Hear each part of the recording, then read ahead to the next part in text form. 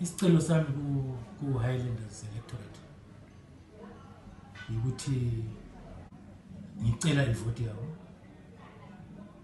1, engimina yabathembisa ukusebenza ngisebenzela iqembu.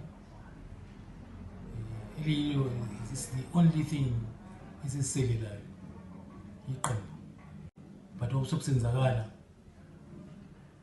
khaya ngani sesiliyekela at the end of the day siyagcina singasilandi iqembu.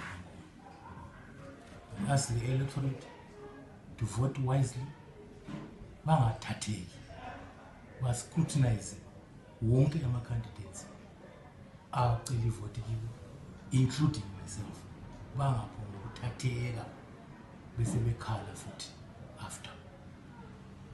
That is my plea to the Highlanders family. And the Highlanders, I mean, I'm running mates in the sense that the Highlanders who are not voted in as a group, they voted as individuals.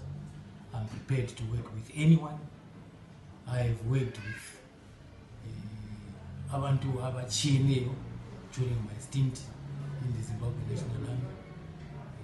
So ukusebenza nomuntu engabe ngiphiwe abantu bafunayo, mina ngifuna abantu abasebenzayo, not abantu ababuya besithi bazodinga imali. Eyalenda kula mali.